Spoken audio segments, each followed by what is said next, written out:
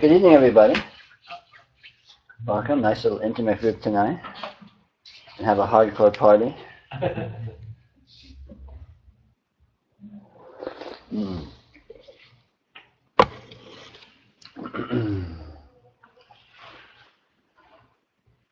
What this is, what's happening here, is radically different than you may think it is. It's radically different than can be thought. We're all used to thinking, interpreting this, this is a world, and we're in bodies, and there's space, and there's time, and all these things that everyone takes for granted. And in fact, if you even suggested it was other than that, people would look at you, what, are you nuts? Are you out of your mind? In actuality, it's completely other than that. And this is directly knowable. You can directly experience what this actually is. Of course, in fact, you do directly experience it. You are directly experiencing it all the time because that's what it actually is. But of course, we're so used to misinterpreting it, it can be challenging to see through our resting and our comfort and our ease with our radical misinterpretation. It's a lot like a movie. You go to a movie and it looks like just people talking to each other and cars driving around and spaceships flying or whatever, right? There's nothing but light on the screen. It looks as if it's all those things, but it's just light on a screen. And exactly the same thing is going on here. What this is an infinite hyperspatial field of hyper-intelligent positivity, of radiance. Now, of course, that sounds like gibberish, gobbledygook. What does that mean? What does that refer to? But in actuality, what it is kind of accords with that description to a surprising degree. And of course, this is radically different than the sort of consensus reality version of, there's a world and there's people and I have my life and I have my history and I have, my story and I'm stuck in time and I'm stuck in this crappy situation that I have to try to grapple with.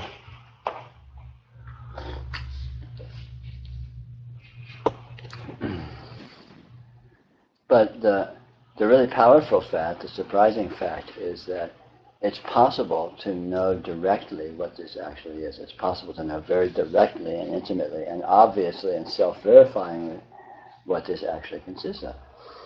And that's what we're here for. We're here to check that out. I'm here to present that anyway. I don't know why you're here. That's your problem.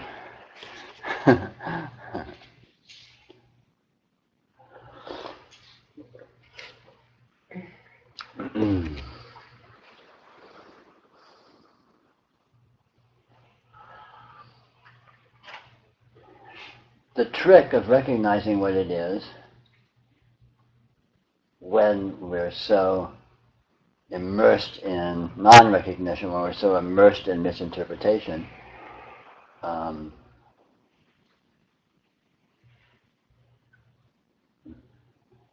is to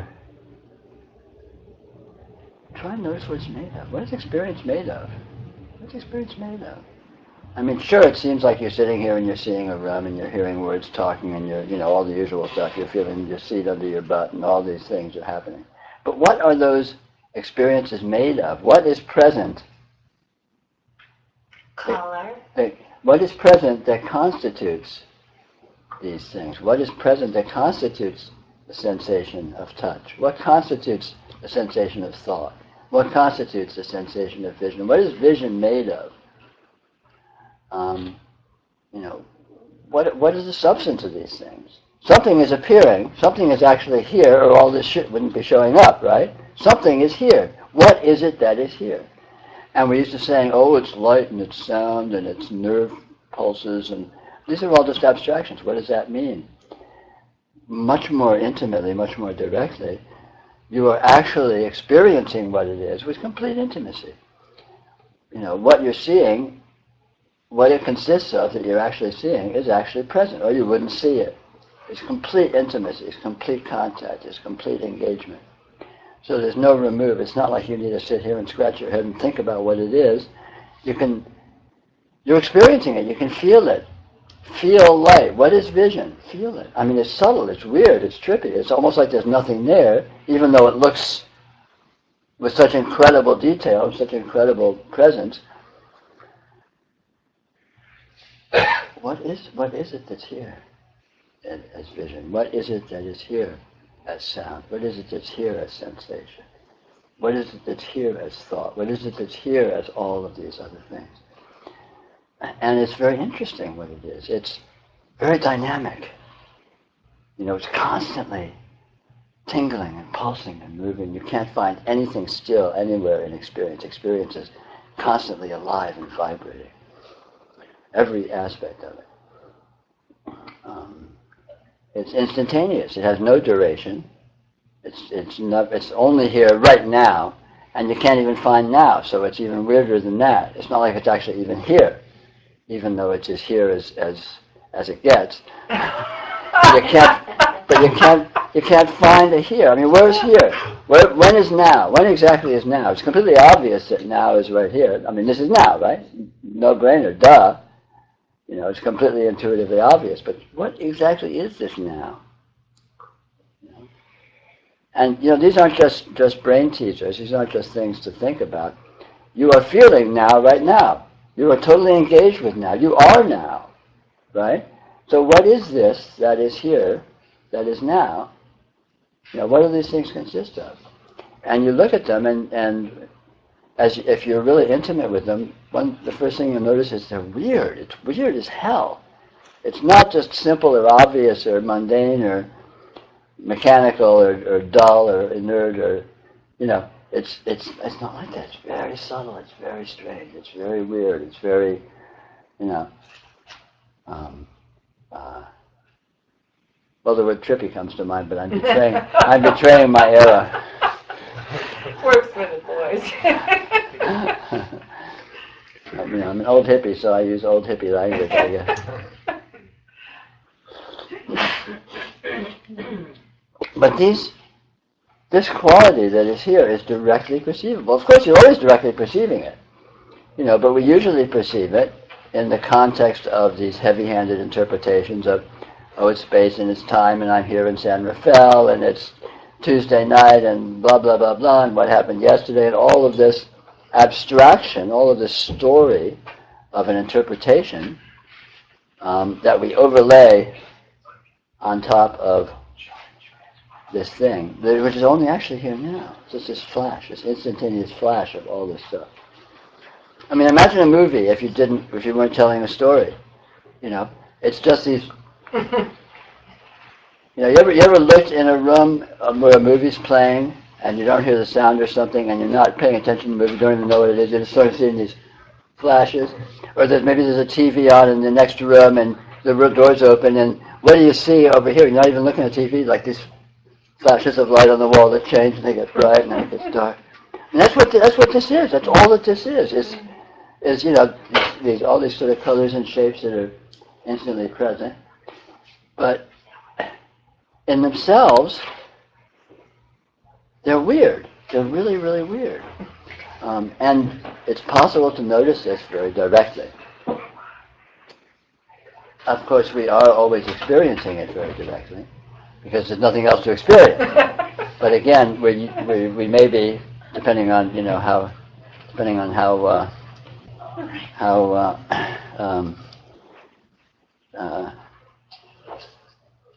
edgy you are, you may be used to experiencing it under this heavy overlay of interpretation. Or maybe not.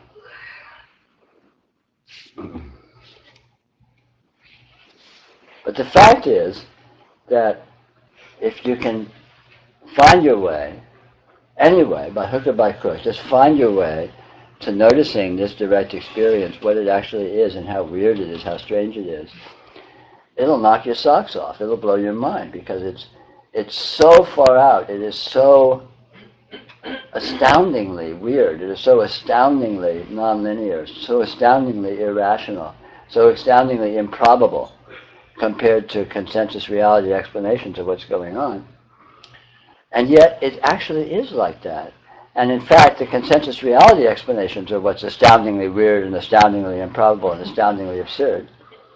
But of course, you're liable to be a minority of one in that opinion, because you try and tell people about this and they're going to think you're nuts.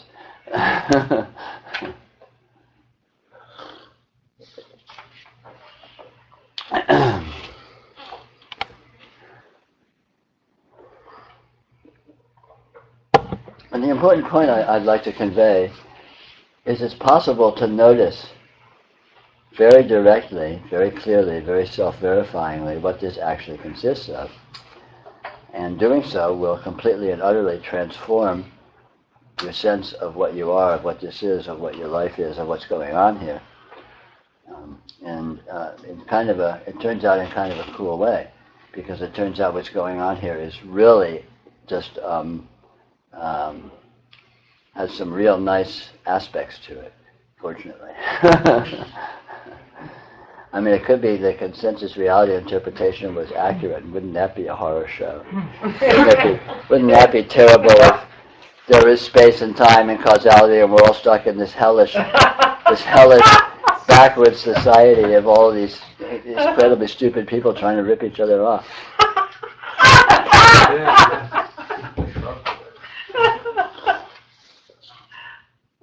But fortunately, none of that's true. None of that's the case. That doesn't matter at all. So it's not a problem you need to solve. It's not a problem you need to worry about, because it's just a complete misinterpretation of the fact. It's like when you're dreaming. You're dreaming and you're just in some kind of a dream, and maybe it's a problematic or awkward or kind of a sticky situation or something. And you wake up or you go lucid or something, and all of a sudden you go, "Oh, it's just a dream. None of this is happening. None of this matters. It's not actually like that. It's something else entirely. It has no implications. It has no repercussions. It has no importance. I'm not stuck in anything. I'm not being impacted by anything. It's just patterns. It's just patterns and images and symbology and stuff. None of it's actually like that. None of it's actually like that. And this is the case right here. This is absolutely astounding. Absolutely intrinsically transcendental. It's weirder than weird. It's way beyond weird. They left weird way, way, way behind. And it is that. It actually is that. And it's possible to know that very clearly and very directly. And as I said, there's kind of some nice perks. It's kind of cool, this discovery of what this is, what that shows you what you are, what that shows you what your situation is very nice. It's amazing and beautiful and entertaining and astounding.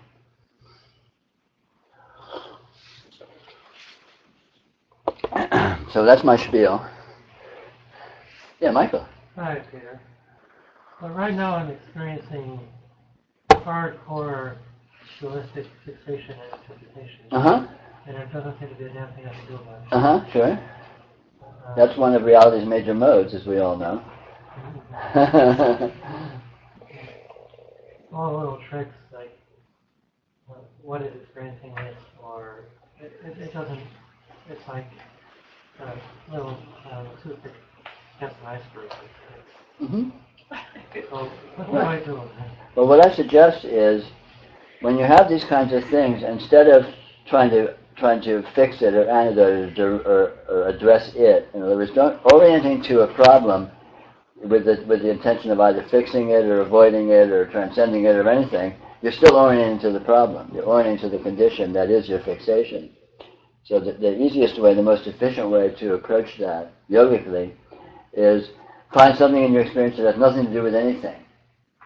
It's just completely out of left field and it's not connected with any interpretation whatsoever. And just check it out. Just hang out there a bit. Just go there a little bit. And don't worry about the problem. Don't worry about the fixation. Even if it's persisting and even growing and you're getting all emotionally worked up about it or whatever, the whole thing, right? Just don't worry about it. Because, the cardinal principle of navigating the energy that this actually consists of is when you give something attention, you make it real. When you give something attention, you feed it. It's like throwing gasoline on a fire. So if you have a problem, if you give that problem attention by trying to fix it, even negative attention, you're actually making it more real. You're making it bigger. You're feeding it. So if you bypass it altogether and go somewhere else entirely, gradually or ultimately, this fixation will dissipate, because all things dissipate. Everything, worse comes to worse, the natural dynamism of reality solves all problems. The problems we had when we were 3, where are they now? Everything, comes and goes and comes and goes.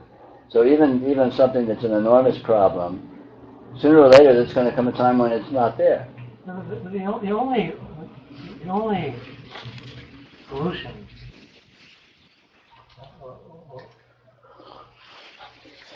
it's I'm experiencing a lot of grief. Uh-huh. And not until there was a vision of a pure transcendent radiant presence, very deeply. But I could understand, it's happened many times in my life, these types of feelings, I become distracted from them. They're not transcendent, they're just not, they just sort of get buried in, mixed into the muck of the my mind. Yeah. So the Buddha called the sure heart's release of the unconditioned. Obviously, that's the only real. Right. Yeah, but it's important to understand that this release occurs transcendentally. So, in other words, it doesn't solve your problems. It renders your problems irrelevant. So, it's not the muck of our neurotic normal orientation doesn't need to be solved, doesn't need to be stopped, doesn't need to be removed, doesn't need to be purified, doesn't need anything. On the contrary, one discovers the transcendental actuality, the transcendental reality and radiant presence, and in this discovery, all this other stuff is just rendered irrelevant. It doesn't matter at all. The fact that I'm neurotic and an idiot and obsessive and self-destructive and a pathetic human being and a sociopath and all these other things is irrelevant because it happens to be irrelevant. And that irrelevancy doesn't necessarily stop the conditions or address the conditions at all. It just completely transcends them. And the transcendental is actual and real, and all of this muck is just a misinterpretation of the transcendental, so it comes with. Be smart to eat and take a bath. Go to bed. If you can, of course. Take care of itself. I know what you're saying is true, because the question he asked, I have my own question in my own way, but not like totally different, but kind of the same. And you just like answered my question, like my 2 questions, like through his. Like I try to, and it works perfectly. Like you just answered my question, I didn't even have to say them. Good. So that's sufficient. Because my grief, he has grief, I have grief. Sure. And our minds are the problem, and our thoughts and our beliefs. Yeah. And you just like wrap it all up like really quick. And but the important point is the mind is a problem, but you don't need to stop thinking. You don't need to solve the mind. You just need to discover that the mind is small and you are vast, you are huge. And the fact that the mind does these things, even though the mind tries to, like a magnifying glass, tries to make its obsessions be so huge and so important and so everything. Oh my God, I'm thinking this. It's like, oh my, my life sucks. I'm screwed. It's bullshit. Because the mind is small, and what the mind puts out is small, and all of this is taking place in a vastness that you actually are, that actually has nothing to do with that. So the fact that this is going on is not particularly important. Well, I have one serious question that has nothing to do with anything we're talking about. Mm-hmm. But every time, like, spirituality or real life or real spiritual connection comes in, and then I feel it, like, there, then all of a sudden my mind, stops it, and, cuts it off. Yeah. Like, instantaneously. And I wonder if, I have to practice, No, or no, no. something. Yeah. It just sucks. No, this is very common, it's very typical. Yeah. The mind's nature is to try to figure things out, try to grab hold of things, try to explain things. So as soon as you have these kinds of, any kind of intuition or revelation or what have you, the mind just jumps right in and says, oh, well, let me explain this, let me, whatever, right? Yeah. But the thing is that even though that happens, it doesn't really matter, because the way in which genuine revelation, the way in which genuine spiritual experience happens, it is powerful and it transforms you regardless of what you think is going on. It works under the table. I feel like I can't break through. Like if I'm about to cry, like my mind will just chime in, and then I'll just feel all my spiritual emotions like simmer down. Mm-hmm. But that's just in that one instance. Not to worry about it. Spirituality is a long process. Spirituality is your life. Spirituality is a long arc. You're quite young yet, and the fact that you have these kinds of experiences and this kind of intuition at all is very powerful, and in the long run, it's going to stand you in really good stead. You're an exceptional person. You're unusual. Thank you. You too. And because of that fact alone is going to do what it's going to do, regardless of what it looks like on a day-to-day basis. So on any given instant, you may screw up, or you may get caught in your thoughts, or you may whatever, but that's not important, because in the long run, these kinds of revelations, these kinds of deep intuitions go into the core of your being, and it is transformative. It changes your whole fundamental orientation to things, but over the long haul, it can look like it's a kind of an ongoing process.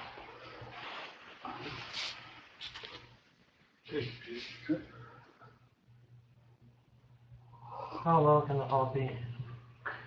Well, there's no time, so it doesn't really matter.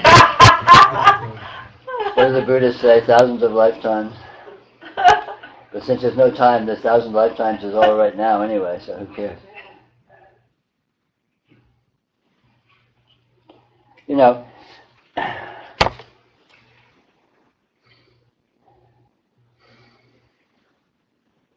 Problems cannot be fixed in their own terms. Cannot be. You can't solve the problems in life. You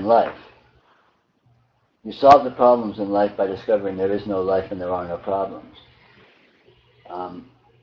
And this is discoverable. And it doesn't actually solve the problems, but it renders them irrelevant.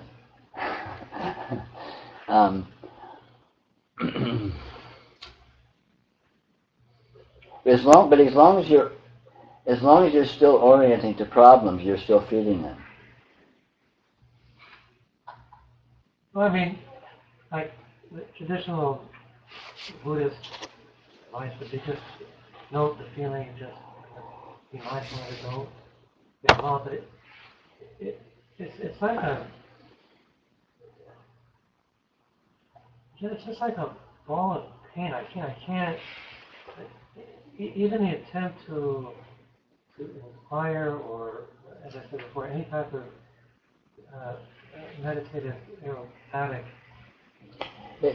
There's always more. There's always an outside. No matter how pervasive the muck you may seem to be stuck in is, there's always something outside. I mean, look at the sun. Just glance up at the sun one day. Just be walking on the street. Just look up at the sun. What does the sun have to do with your problem? And yet it's there in your experience. It's available. It's accessible. Right. Hang out in the sun. Hang out in a cloud. Hang out in a blade of grass. They're there. They're there in your experience, so they're available. And they have absolutely nothing to do with your obsession.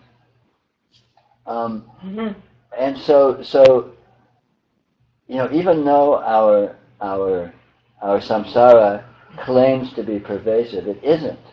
It's partial. It's like a very shabby movie set that's held together with gaffer's tape and has cracks in it. And if you peek around the side, it's not consistent. It's not very extensive. It's not very solid. So no matter how convincing and heavy-handed our poems are, and I know when we're sucked into them, it feels huge. It feels very real. But even when that experience is happening, there are other aspects of experience present that have nothing to do with them. My examples of the sun or a cloud or a blade of grass, or a bird flying by. or a loud, a loud noise, set off a firecracker. The Chinese, that's why the Chinese set off firecrackers on New Year's Eve and to scare away the spirits and stuff. What do you think scare away the spirits means? It means when these loud noises are going off, where are you? What do they have to do with your problems? They're completely out of the blue. They're completely out of left field. And left field is always there. And it's not there over there, it's there here in your experience. So your experience, even when your experience is sucked into your problems, your experience is also outside of those problems. And it's just a matter of changing the focus of your telescope from what's inside the problem to what's outside the problem, without trying to solve the problem of the problems, or without even trying to get out of the problem. Just notice that you already are out of the problems over here. You remember in Peanuts comic strip, Lucy would hold a football, and Charlie would come running, and she would always say, "I won't do what I did before and take the football away." And then she would always do it. You remember that? Sure, go ahead.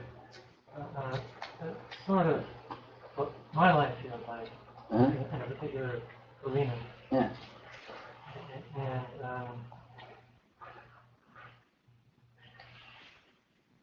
And it's old. It's not. This is nothing new. Yeah. But the whole trick is, in terms of circumstances, you just deal with circumstances as best you can karmically.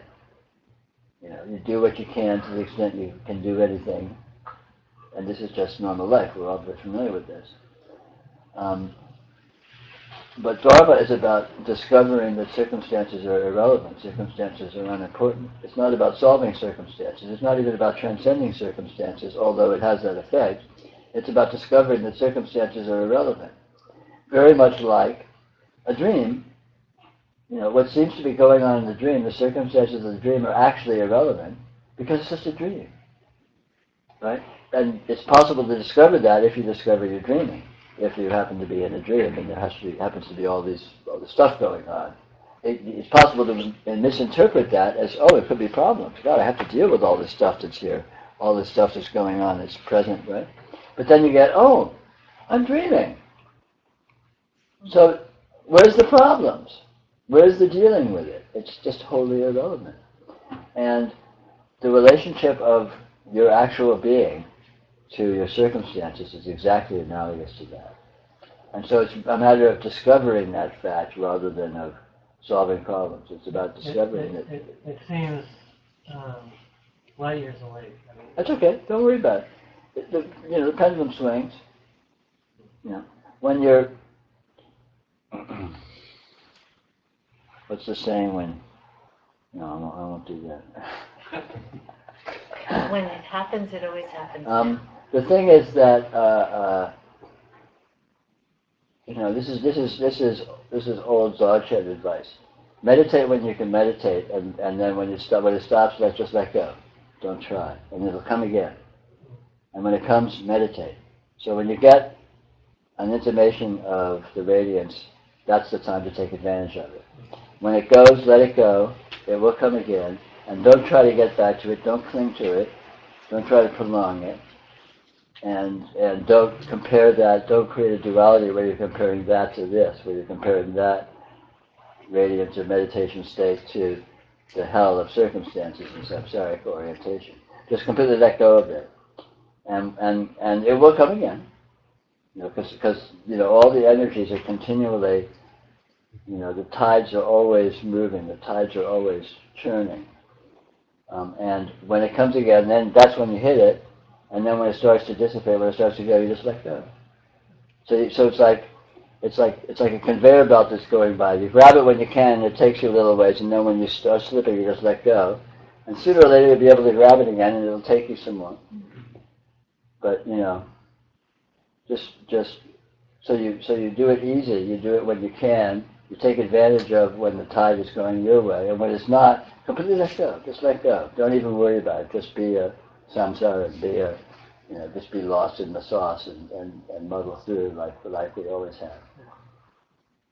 But creating a duality just reinforces the samsara. You know, it's like, oh, I got to get to the radiance. I remember. I know I'm not able to meditate. I'm not, yeah. Well, that's just like twisting the knife. That's not actually productive or useful at all.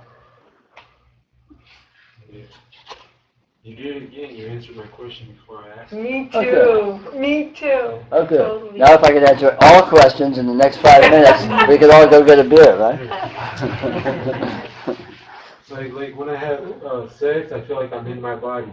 When I focus on my mind too much, I feel like I'm not present with everything around me, or I don't feel like I'm present in my body. If I do exercise or something, I feel like vibrating in my body, and like I have this addictive thing where I'll smoke a cigarette to get in this state. I'll drink to get in this state. I'll go to sleep to get in this, and I feel like I've created a monster because I feel like my mind and my control over these things, and I'm just like, oh, it's that time of the day or that, and then I'm kind of feel like I'm living in a nightmare now because I'm like in control of like my miserable life, and it makes me feel like I really need to do something different. And you pretty much like answered my question just by like letting things just happen actually and don't, you know. Yeah, because just coping is fine, you know. And everything's always changing. Everything comes around. You know, the tide will turn, the pendulum will swing. I don't want to be in control as much. That's what I feel in my heart. Yeah, because but you're not. I mean, in actuality, what you really are is totally in control of your life. But what you really are is not this human being. What you really are is entirely transcendental being. You are one. You are the divine. You are the whole universe. You know, literally. That's literally true. And so, in a profound sense, you are doing everything. But, you know, we seem to have these personalities and these bodies and all of this kind of stuff that seems to be going on. And, you know, that's a mysterious process. It's a small portion of what's really going on, and it's not important in itself. So all it has to do is just be what it already is. It doesn't need to be improved. It doesn't need to be different. Exactly the way you live your life is exactly the best way to live your life. With all the screw-ups and all the, you know, the accidents and the things not working out, that's part and parcel of a transcendental process you can't possibly wrap your head around anyway. So why worry about it? Why beat yourself up? You know, thinking, oh, I need to be better, I need to do, you know, I need to improve, I need to this, I need to that. It's just another way of torturing yourself. Yeah. So in 57 years, I'd say I've lived 20 hours of them in, like you said, it comes and it goes, it comes in awake, in awakened being, I'd say. And so that's a real little, that's not even a day. And that's 3 separate times also. That's not altogether one. That's 3 separate times. And all the other rest of the time, I'm chasing that. I'm here for that. I'm coming to this meeting tonight, just, you know, in the hopes that 1 second will happen and it'll happen again. You know, and there was no cause. Yeah. There's no cause to it. It's completely out of this control. Completely out of this control. When it happens, you know it's going on all the time, 24/7, eternally. So there's no worry that you're missing something or you're not getting it or you gotta wake up. But at the same time, nothing else really interests me. I mean, what am I supposed to do with my life? You know, what am I supposed to do with my life after knowing who I am? Sure. I can't follow anything. It's hard to follow. Well, I do watch you online every Tuesday night, so that's a kind of a following, I guess. Yeah, but you know, it's all good. You know, the fact that you have this experience, the fact that you have this knowledge is profound. Hallelujah. Yeah. Hallelujah. Hallelujah. Hallelujah. That I totally recognize all the time, but at the same time, it's kind of like a cattle prod or a electric but you're shock. Because you're in your karmic process, so to speak, right? Karmic process. And not believing in it. Well, that is part and parcel of your process, of your path, of what you're dealing with, and you know, its solution is to go through it. You know, you solve it by going through it. You solve it by doing it, and you are. Right? You can't not do it, and it's inevitable. And as you know from your experience, it is prefigured. It is guaranteed. It's already the case. So it's this silly game. That's amazing. Yeah. That is amazingly cool. I really do. It's completely amazingly cool. Hallelujah. What if that wasn't like that? Yeah. Oh my God. But you see, you're fortunate. The fact that you know that is wonderful. And, you know, it's a relatively rare so I thing. bring my kid and my kid's friend, and I told them before coming in, because we're looking at colleges, I said, you know, there's really nothing I want you to learn more than what we're going to talk about tonight. It's like, it's the whole thing. If you don't know who you are, then how you live it, you know, I mean, come on, so. Yeah. So you're torturing your kid, right? Yeah. Well, oh man. If just that glimpse changes everything. For sure, it totally does. You know. That's a fact. And it's not even that it's grace because there's nobody else who's doing it to you. Yeah. It's just a momentary lapse of reason. It's just a little tiny shift of everything. Mm-hmm. And then you go to bed and it's gone when you wake up. I cry so much when I have to go to sleep when I'm in that state, knowing it's going to be gone in the morning. But it's not really gone. It's not gone at all, but it changes everything. Mm-hmm. Don't believe this story. Thanks, Lily.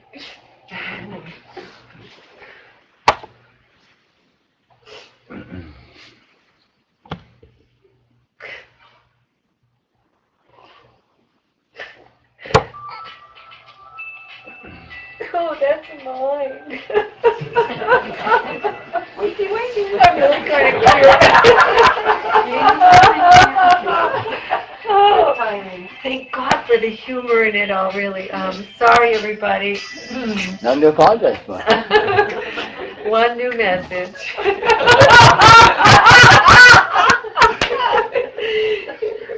Delightful. Delicious, delightful, awesome. Are there any Kleenex in here? No, there's towels out by the chai. Wait. Oh, okay. There's always Kleenex. Thanks, Erin. Somewhere. I feel like I gotta go out and learn astrology or something. Like, I feel like everybody and everything's messing with me because of the way the moon's shaped. It's true. Well, it actually is, but you don't need to learn about it because learning about it won't change it. Like,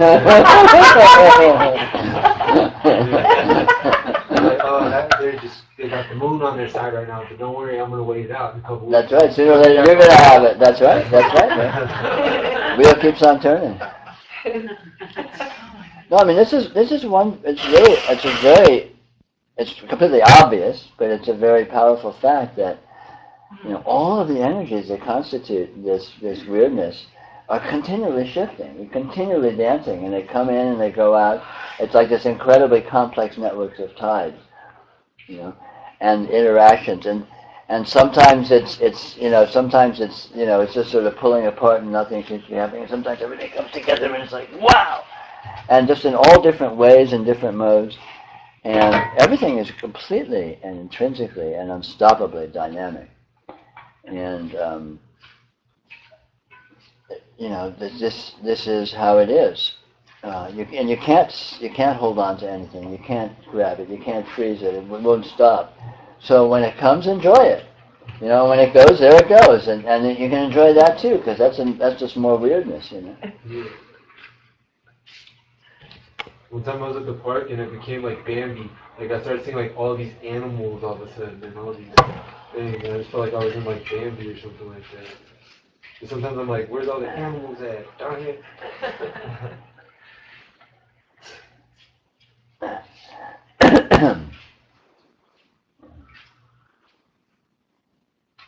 I go hunting for that magic that we're talking about. Sure. But even hunting for it, sometimes you find it, sometimes you don't. Yeah. Because these things all have a life of their own. Mm-hmm. And the easiest, the most efficient, the most in my opinion, the most enjoyable way to approach it all is just be lazy, be easy. You don't need to go out searching for things because they come to you.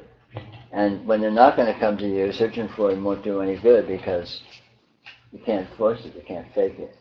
Yeah, I'm trying to escape out of my own depression or something. I figure if I just go somewhere, then maybe my life will be less miserable. But sometimes I don't go somewhere, and I just do my day the exact way I always do my day, and I'm just darn it, I knew if I would have just lived my life like this, I was gonna be miserable.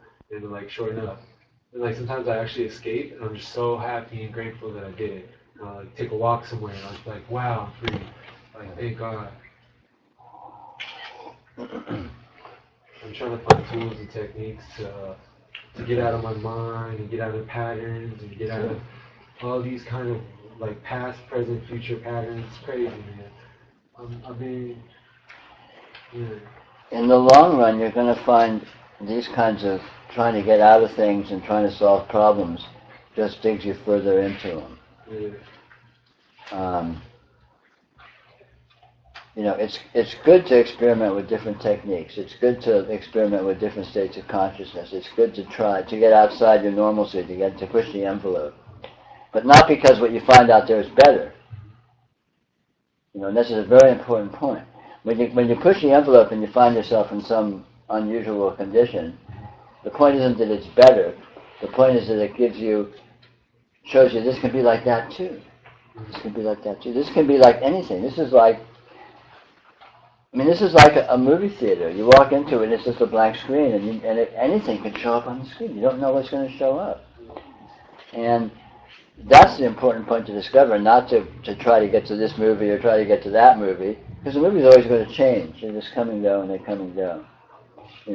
And so the real advantage of all these spiritual practices of pushing the envelope or extreme experiences or, tripping or, meditating or doing extreme sports or, any kind of pushing the envelope isn't that what you find there is better, but what you find there is not your normalcy, so you get outside your normalcy, so you get a better idea of what normalcy can be. Because it can be like that too. It can be like that too. It can be like that too.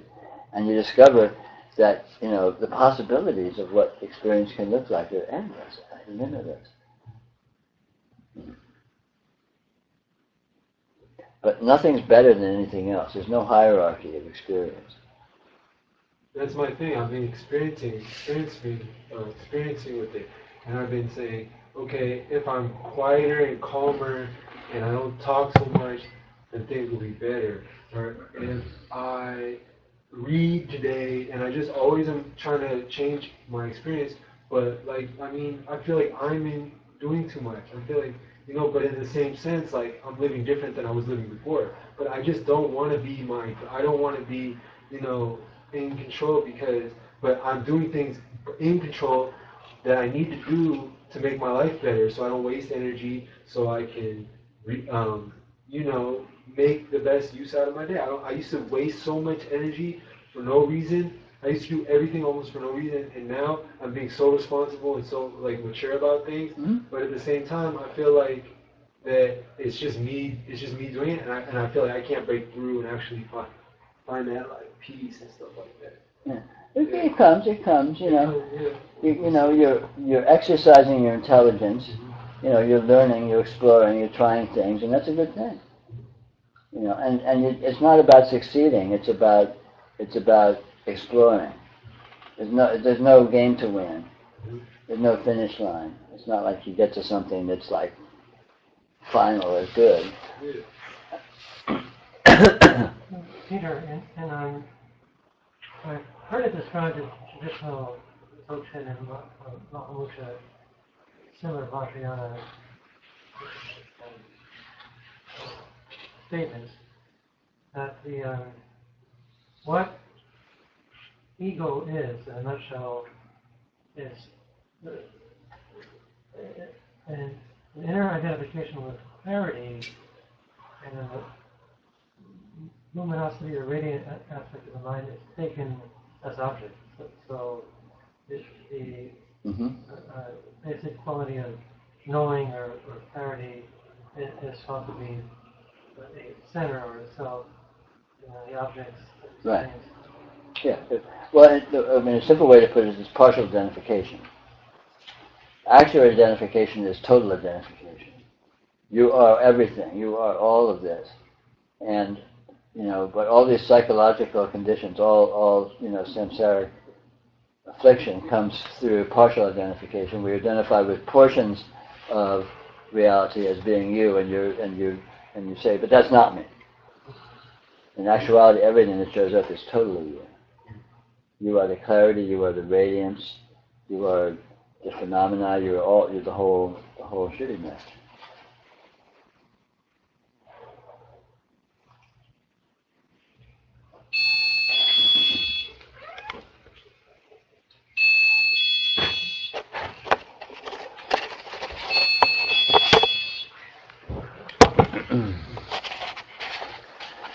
Really?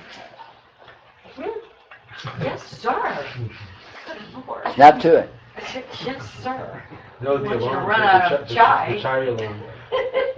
The chai alarm. Susan's not here. Well, I can get it. I don't care. I'll give it to her. Oh, I was just teasing. Sit down. Extra sugar?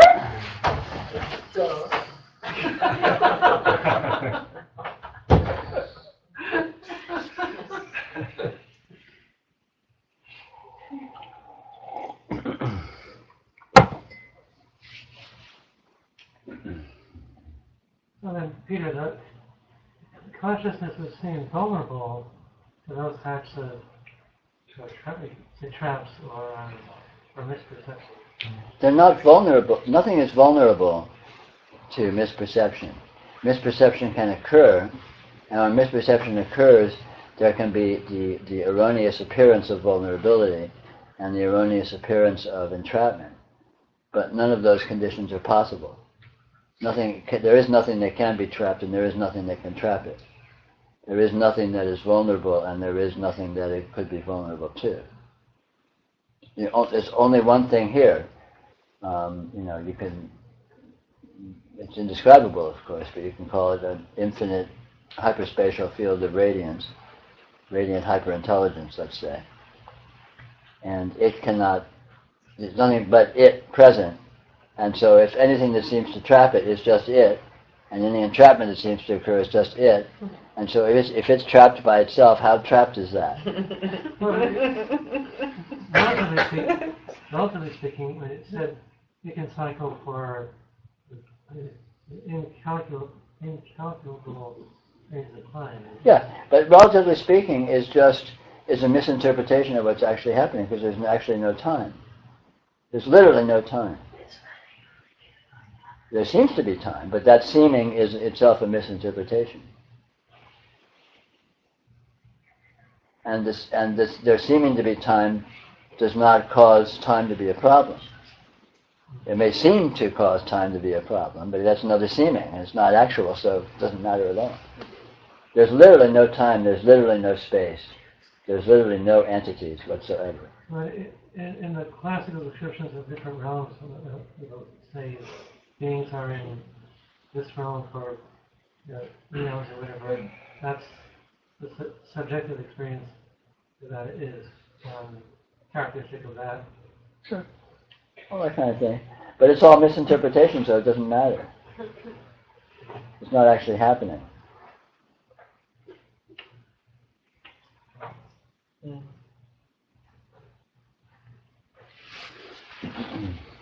Thank you.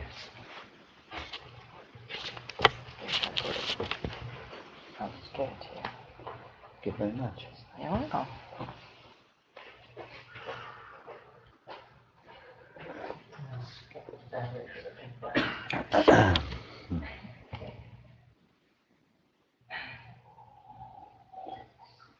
Peter, it's sort of hard for people to believe when it's not happening, or with that slide, because I guess, just as you say, our belief system has just been so concrete, but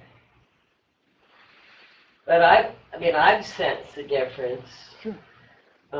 But you're so much better with words. Is there a way that you could describe, what it's like, for you to say, to have that sense that it's not, just like you're waking up from a dream and say, oh, that was just a dream. Yeah. That's just a good, really good, one good example, I think, of what you're saying. But are there other points in someone's life where that might crop up? Well, there's all sorts of analogies, and we metaphors and all this, and we use these all the time in these talks and all that. But that's just more innuendo. It's just this actuality. It's just right here. What is it that's right here? It's what's right here is only right here, and there's nothing else than what's right here. There's nothing else than what's right here. This is self-evident. Experience is reality.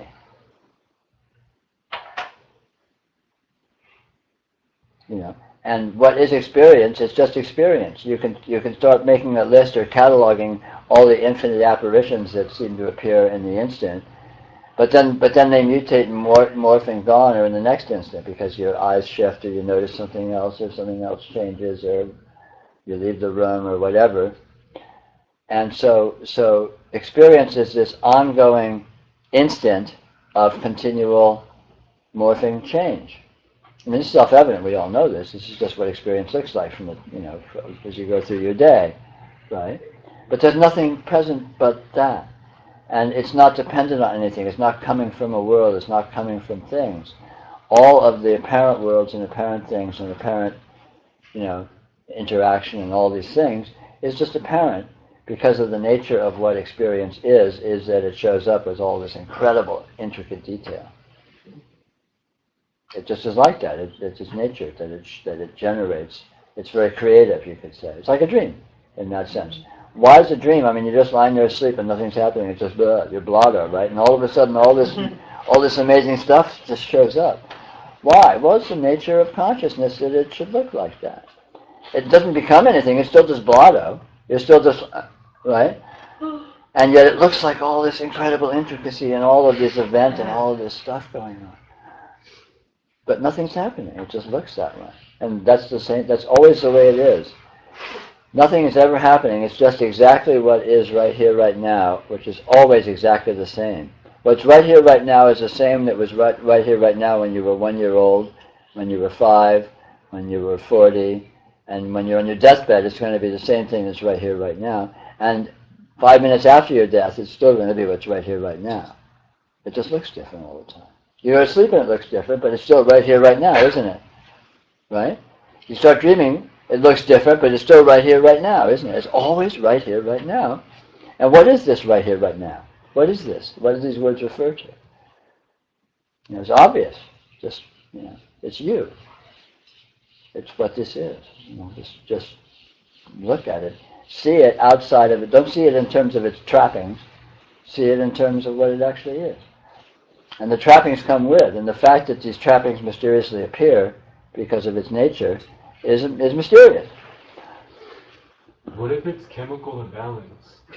Well, there's nothing but chemical imbalance. All the chemicals are always balancing and imbalancing. No, but I'm talking about from drugs or psychotropic drugs. Like if I smoke weed, I'll get, number one, I'll feel really loose and just, I'll get anxiety. Or my imagination, or my past, I'll start having memories, and these, I don't have memories, and I don't feel the way I do unless I smoke weed. It's because I smoked weed and then stopped and but whatever. That's just what it looks like. That doesn't change what you are, what's seeing it.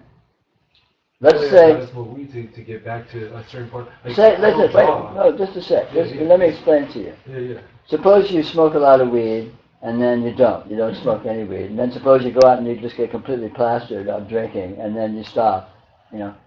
What is seeing your experience when you're straight, and what's seeing your experience when you're stoned, and what's seeing your experience when you're drunk is exactly the same thing. When you're drunk, how do you know you're drunk?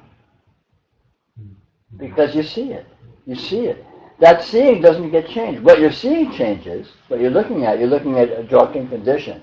And then when you go to sleep, you're looking at a sleeping condition. But what's seeing the sleeping condition is exactly the same thing that sees the drunken condition, sees the waking condition, sees anything. And it doesn't change, does it? You're still you, looking out at all of this crazy stuff that's jumping around and fluctuating. But what's looking out at it, the clarity that's seeing it, doesn't change. Your experience is like a perfectly clear window that all this weird stuff appears in. Your thoughts appear in it, the things you see appear in it, your physical conditions appear in it, whether you're stoned or not appears in it, right? But the window is always just right here, just perfectly clear. It's just here, and you're just looking through it, right? Mm. So it's about seeing what is always the same, and that's what you are. And everything that changes, you are that too, because you're showing up as that. Like when you dream a dream at night, you're the dreamer, but you're also the dream because you're doing it. It's not like the dream is something else over there.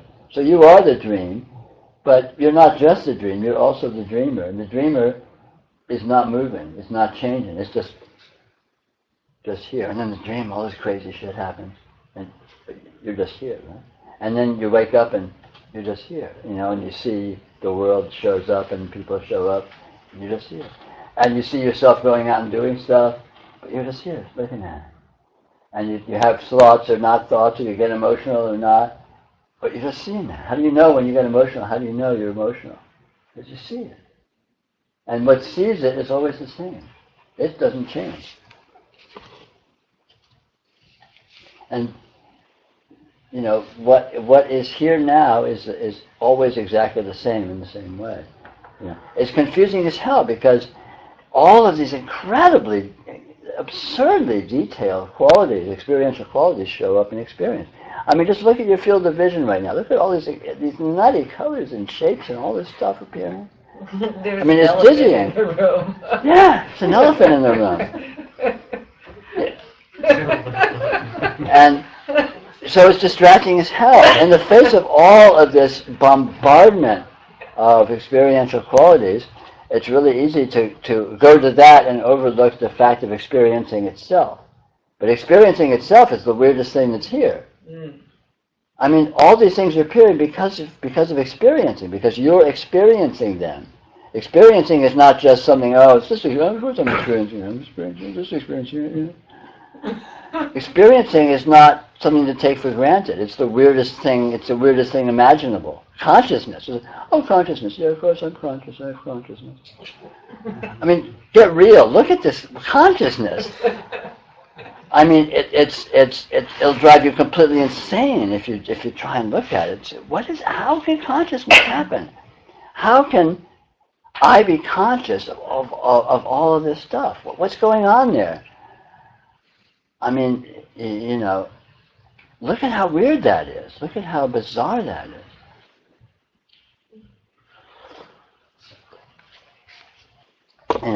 We're so used to being caught up in all the apparitions of the details of soap opera, of where I am and what I'm seeing and what other people seem to be doing and all what I'm doing and what's going to happen and what's been happening and all this stuff, all of which is like what's appearing in the TV show, but we don't notice the TV. We're watching a TV show, but we're not paying attention to the TV. We're watching a movie, but we're not paying attention to the movie theater. The movie theater is the weirdest thing of all. The TV is the weirdest thing of all.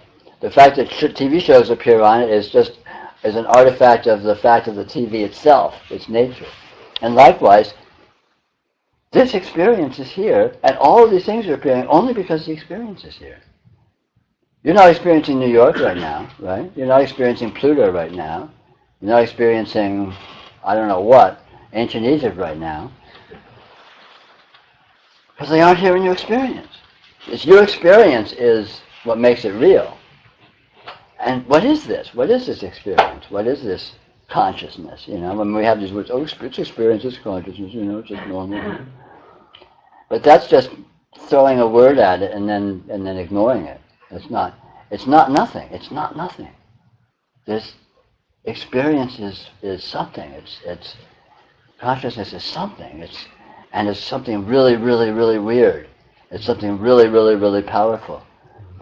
And it's right here. It's right here. It's always right here. So you can check it out. You can explore it. You can notice that it is here.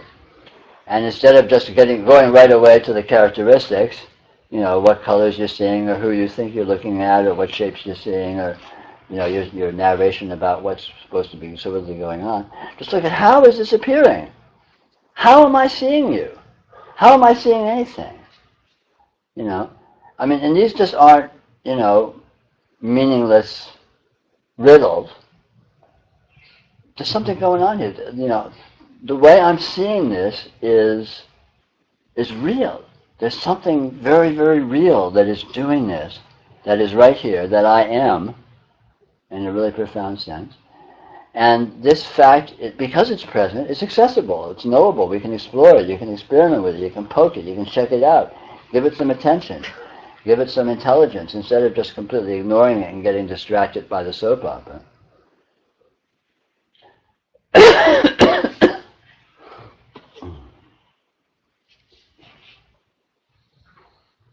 Sorry, I get carried away. So in a way they are meaningless. Well, in their own sense they are, but it indicates something very real and very actual, and this is the point, is to jump off the concepts, and this is a reality. This is, what's happening here is not an idea. This is not a concept. This is not a theory. This is really happening. What is this that is here, that is real, that is really happening? It's always really happening. You are this, what this is. So check it out. It's really, really interesting. It's a lot, it's endlessly fascinating and endlessly more interesting than the bullshit that, people get absorbed with and argue about and kill each other over.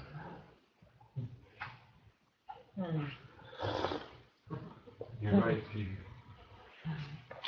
Me for president. Reality's been very, very. It's almost seemed like it's not real lately.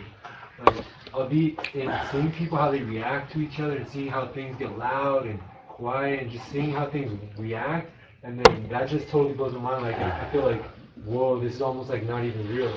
And then like I'll be like just getting done with hanging out with them, and then I'll be like, oh, what's up with my life? Then all of a sudden somebody will come in my life. I'll be like, whoa, this is like, and I've just been going from here to here to here, and like everything's just been like happening synchronistically, like perfectly.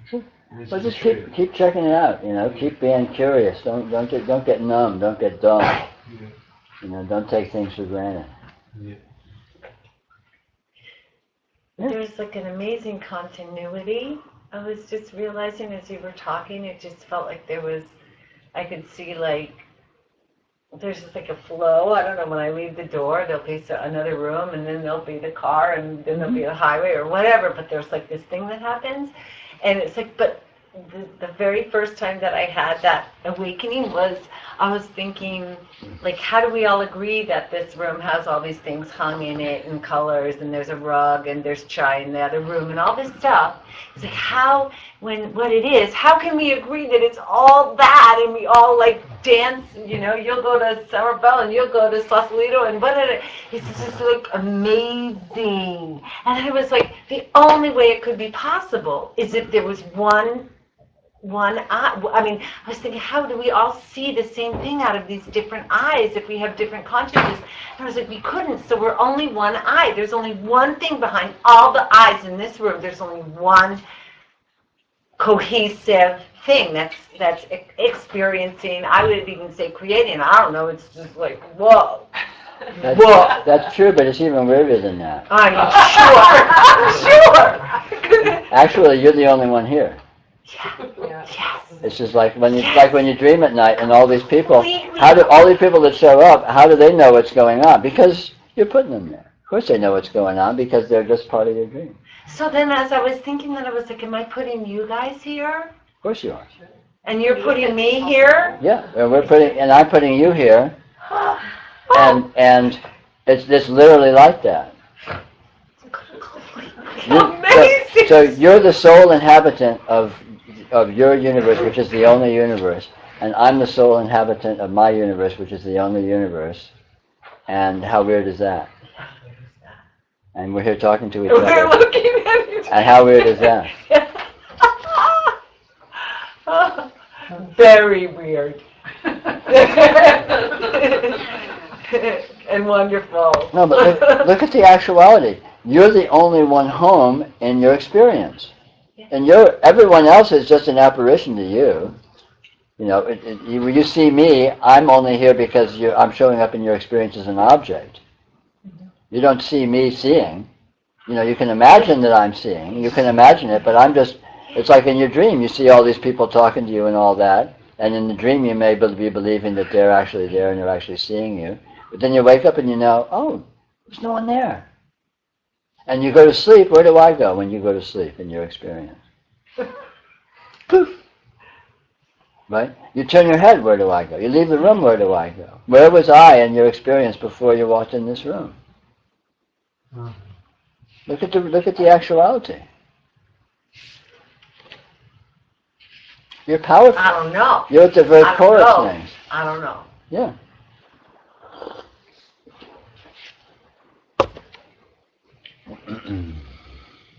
Obviously, you're referring to mind nature and not apparently individuated. Well, they're actually one and the same. Individuated mind is a misunderstanding of mind's nature. Well, there is no actual individuated mind. Or what might be referred to as a mind stream, the continuity of Yeah, but again, this is a misunderstanding because the mind stream doesn't actually exist. All there is transcendental mind. All there is the three kayas. And then all of these apparently subsequent relative conditions are simply misunderstandings and misinterpretations of that fact. And so what you are is the three kayas. That's all that is present here. And the fact that it seems to be otherwise than that is just a misinterpretation of that fact. The Dharmakaya is the absolute pure, I guess, I forget the exact explanation of the other two. Well, it's not important, but it's simply ways of looking at the different modes that this occurs as. This is obviously a transcendental clarity. The experience appears in a transcendental clarity, or it would block it. It would get in its own way. It would block itself, right? So in some sense, there's like a perfectly clear window that everything appears in, right? And then there is all of this. There is the creation itself, all of this differentiation, all of the sparkles, all of this amazing colors and lights and sounds and the qualities that constitute all of this display, which would be another kaya. And then you have the seeming stability of it, the seeming coherence of it, and that would be another kaya. But all of those aren't actually, they're not actually separate, they're just different views of the same thing. Because miraculously it appears to be different than itself. It appears to have all these different modes when it doesn't actually at all.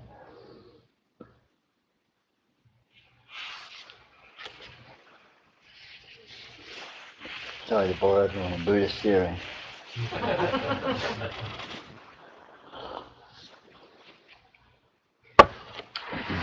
What's happening here is really interesting. It's really amazing, and just check it out from time to time. Just give it some attention.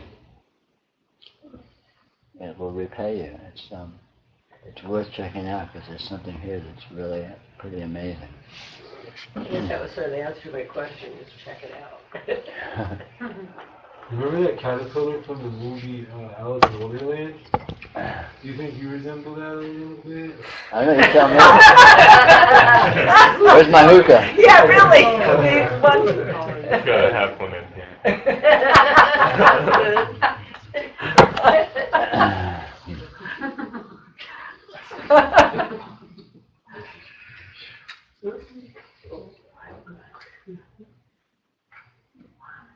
Like when you say, I don't know, this is really sticking with me. I am all that exists. I mean, even to say that is like, oh my God, even to say that. It's a matter of just be pragmatic, get real. I know that it's when real. You go to I sleep, know that it's true. When you go to sleep, no, what I mean is when you go to sleep, the whole world disappears. Yeah. That's really obvious. Yeah. It's not a theory or a philosophy. It's a fact that the world disappears when you go to sleep. Suppose you never woke up. Where would the world be? There'd be no world. When you're asleep, there's no world. And when you wake up, where's the dream you had last night gone? It's just gone. It's nowhere. It doesn't exist because you are here. You're not there. So here becomes real because you're here. The world is here because you're here, not the other way around. Thanks for coming. Ooh. Ooh. Ooh. But it's just a matter of be pragmatic, you know. Be practical and look at what your experience actually consists of. Your experience consists of the presence of yourself seeing everything. Period. Right? Yes. Yes. As far as you know. Like the world and experience and everything is as far as my eyes can see. Basically, Of course. and I'm That's the world. experiencing, which This is is the world. probably why I like the ocean and everything, because I experience it all as bigger than in a room or something. Sure, but it's not really because the ocean. This There's room no is space, there's no time, there's no this that. room is the size of your experience, and when you go to the beach, the ocean is the size of your experience, no bigger than the experience you're having now. And when you lie on your back and look out at the night sky, all the stars and the galaxies, that's no bigger than your experience. So that's just as big as this room is. And when you go to sleep, it all vanishes, and that's just as big as this room is. And you start dreaming, and how big is the dream? Well, it's as big as your experience. Because the only size that's here is the size of your experience. And everything just shows up in it. It's like a telescope. You know, the size of anything you see is just the size of the telescope. You change the telescope and you see something else, but it's always just this one circle. It doesn't get bigger or smaller. Your experience is this field right here, right? Now it's infinite and elastic field, so it's hard to pin down exactly how big it is, right? There's no rulers. But nonetheless, and your field of experience is always full. Look at that. But what is it that makes it feel like it is this room? Huh? What is it that makes it feel like my experience is this room? Your intelligence spontaneously and instantly interprets it. Yeah. Automatically, unconsciously, it just spits it out. Bang. You walk into a room you've never been in before, and your intelligence, bang, you just know instantly an incredible amount about everything you see. And it's being supplied. You're supplying that. You're doing that too. It's not doing it. It doesn't tell you what it is. This room isn't telling you it's a room. Right? You walk in and you're putting the roomness of it here. It's just a field of color. It's a field of colors and shapes, a field of sounds, a field of, whatever. And your incredible, intelligent, analytical ability unconsciously, just instantly, bang, you pull it all into shape. You just have a knowing of what it is. And that's coming from you. It's not coming from it. It's not anything. It's just shapes and colors. Just like in a dream. In a dream, there's no worlds there. There's no streets there. There's no rooms. There's no people. There's just these shapes and colors. But your intelligence comes along and bang, all of a sudden it gets pulled into shape, and all of a sudden there's all this detail and all this realism. Dreams can be just as real as this. I mean, many people don't know that if they don't remember their dreams very well, because usually we remember dreams from the waking state, and they seem very fuzzy and nebulous and all that. But if you have a little lucidity from time to time, as many people do, you can notice dreams are incredibly detailed, incredibly realistic. Just you could have a dream that's exactly as detailed as the experience you're having now. And you wake up and bang, it's gone. But then you leave this room and bang, it's gone. I had a dream of the future one time. Sure. Yeah. Anything can happen. Yeah. I feel like it's all intermingling at the same time. My whole life is just happening right now. It's all you. Yeah. It's the Justin show. I know it's a future right now. No, that's for me. That's not your problem. Oh, okay. I'm just one of the cast of thousands of the Justin show. Extra on the set. Peter, initially, it's being generated by oneself. I take the samskara, the imprint, the habits of interpretation that determine the perceptual reality of Yes, but samskaras themselves are not personal. Samskaras themselves are transcendental radiance. So they seem to be personal from the perspective of that interpretation, but they aren't actually. So all the detail and patterning that seems to present itself as experience is actually unpatterned. And the way in which it seems to be patterned is itself actually unpatterned. And yet, nonetheless, it seems to be patterned. And that makes absolutely no sense, but there you go. None of this makes any sense. The patterning is conditioned experience. No. The patterning is the very nature of the radiance. It's the nature of the radiance to show up as in patterns, but the patterns are all infinite. And what turns it into samsara is not noticing the infinity of the patterns. Interpreting patterns as finite. And the way to see that patterns are infinite is discover indeterminacy. Discover that every experiential detail you experience is actually fuzzy. You can't actually say what it is. You can't actually pin it down. So it is what it is, and it's presenting with what it is, but nothing is actually sharp. No matter how sharp it is, it's not actually sharp. And if you don't look closely, it seems to be sharp. But when you look closely, you notice it's dancing and it's fuzzy and it's ambiguous and it's not this or that. And so the patterns break down through their own infinity, not through stopping being patterns. In fact, the more detail you get, the more present it gets, the more you would discover the transcendence. Transcendence is not about getting away from things. It's not about spacing out and getting fuzzy around.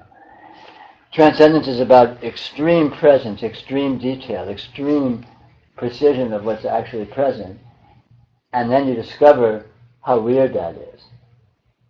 You discover how indeterminate that is, and so this incredible detailed patterning of experience. I mean, look at my eyes aren't great, but I could see an incredible amount of detail and just astounding detail of all these colors and shapes, and they're so finely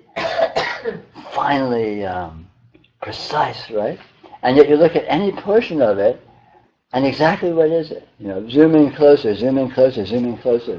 and it's nebulous, it's fuzzy, it's indeterminate. It has you can't pin down exactly what anything is, even as it presents with so much precision.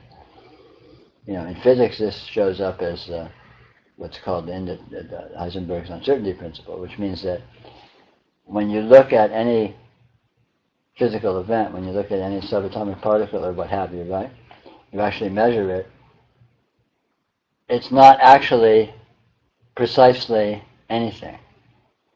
You look at it really, really closely, it is what it is. It's not like it's nothing, and it's not like you're seeing it sloppily. This is actually the way it is. So it's not a matter of fuzzy seeing, it's a matter of what you're seeing is intrinsically fuzzy.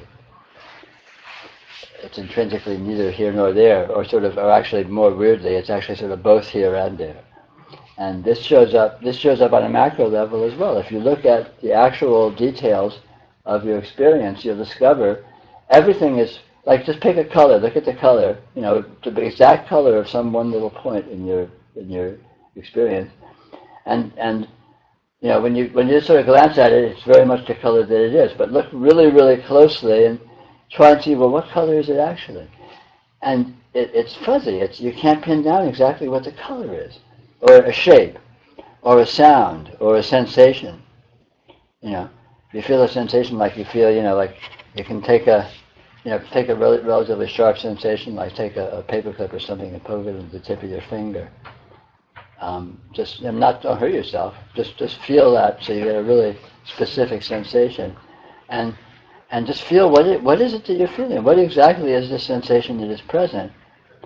And the less attention you give it, the more specific it seems to be.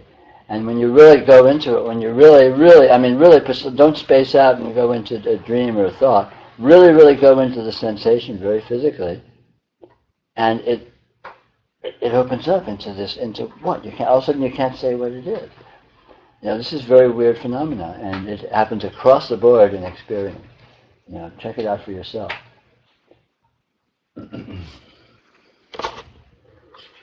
Or not.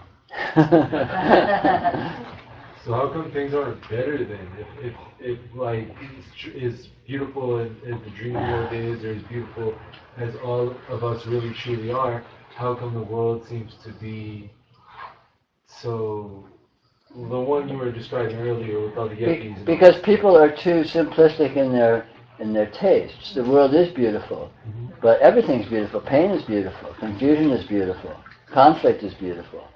Everything's beautiful. People have childish tastes, and they have a very simplistic notion of, oh, if everything was peaceful, that would be beautiful. You know, if everything was shiny, that would be beautiful. You know, what's wrong with mud? You know, what's wrong with dog shit? What's wrong with all these things? They're amazing phenomena. They're incredible. They're just incredible energy phenomena. You know? What if the good world was the kingdom of God? The world that we experience that's more better? Because I've looked in these books that I've bought, nice ones, like from different books, very different topics, but they talk about how the place that we experience that's better than this place is more like kingdom of God, or more realer than this place. This place is all, they say in all these kind of weird books, that this place that we're living in is almost like a false reality compared to there's a realer one that's more beautiful, more intense, more enjoyable. Well, I'll tell you the way it works. The way it really works is that this is the real world.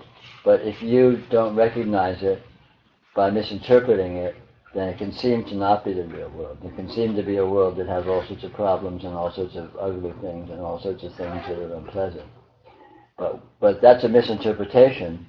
And because of the misinterpretation, you're not letting yourself access this divine world that actually is. This is the divine world right here. This is it. How come all you guys are living in this crappy world that I constructed then? What makes you think they are? And what makes you think you are? Just because you think you live in a crappy world doesn't mean you do. Maybe you're just a crazy person. I just don't like the way the buildings are and stuff. I feel like they should be bigger and better. But some are bigger. Some are bigger and better. Yeah. Some are big, some are small, some are white, some are brown, you know. All of the beautiful shops, all the individuality, all the creativity and stuff has been taken away, and now everything's a McDonald's and everything.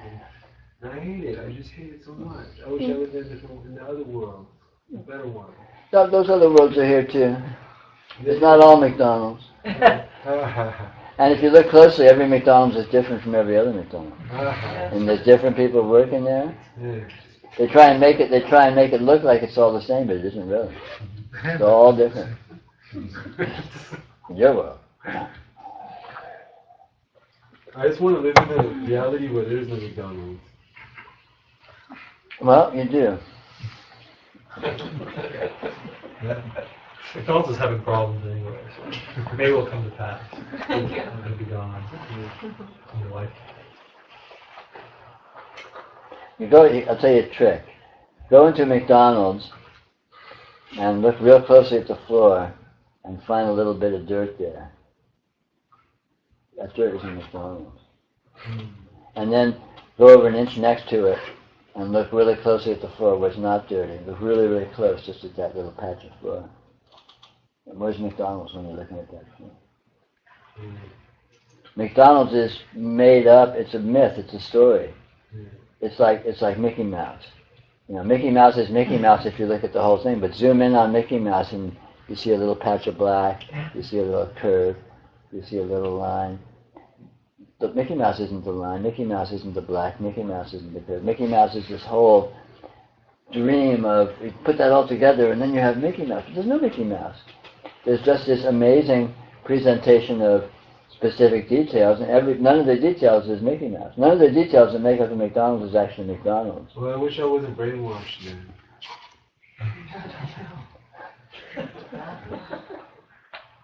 Peter, it's interesting how those cartoons, Mickey Mouse or Fred Flintstone, you watch those, and even an adult will say it as if it were a human being. Right. Sure. This is in a nutshell what we're talking about here. There's no human being there, and yet the imagination, the interpretation effortlessly supplies one. Even when you're watching TV and seeing actual human beings, there's no human being there, of course. There's no space, there's no action, there's no interaction, and yet the imagination, interpretation effortlessly supplies those. And the same thing's happening right here. You know, you look around and the imagination, just like when the imagination populates an empty TV screen, the patterns of light on a TV screen populates it with people interacting and all that. You look around this room and you populate it with people interacting over here. There's no one here. It's just patterns of energy, patterns of light and sound. Even you're just a pattern of light and sound. It's the way these patterns appear that's interesting. And that's what you really want, is the way that these patterns appear. Your body and your thoughts and all this, your history and all that is just patterns appearing. It's the way these patterns appear that's interesting, not the patterns.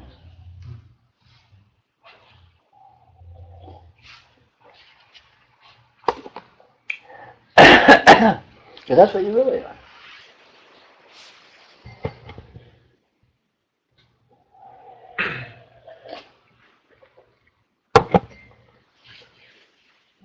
It's like in a dream, there seems to be people there, and you seem to be there. You're not in the dream. That's just an apparition. But how do you appear in the dream? How does anyone appear in the dream? How does the dream appear? That's what's interesting. Not what you look like or what you're doing in the dream, or what someone else looks like or what they're doing in the dream. It's the fact that they're appearing at all that's really interesting. That's where the magic is. That's where the amazing fact is. So what your body looks like or what it does or what your thoughts do or what your emotions do is not particularly interesting. It's how does that appear? How does that appear? I think it's real. Well, it is real, but Dreams. Sure, dreams are real, yeah. But how are they real? Why are they real? Because I was on the bus one time, and then this one guy was like looking at me, and it was time to get off the bus, and he got off the bus. And as soon as I got off the bus, he socked me in my face, and I knew he like zoned in on me, and then he socked me in my face, and I was like, whoa, dude, that was real. I just got attacked by somebody who like zoned in on me. Like he knew I was there, and I knew he was there, and then he socked me in the face, and I was like, whoa, that was some real stuff. Anything can happen. Yeah. No, a lot of cool things have happened too. But I just realized that they're pretty real. Dreams are pretty real. I wish they were at least. So this field of radiance, it doesn't come from it, it just is. Just is. It's miraculous. That really is pretty miraculous. Yes. It comes from itself. It appears in itself.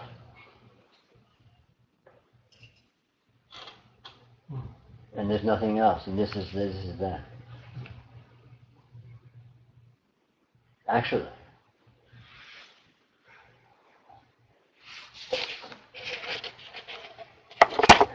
And on that note, I'd like to wish you all a good night. Thank you very much for coming. Thank you so much.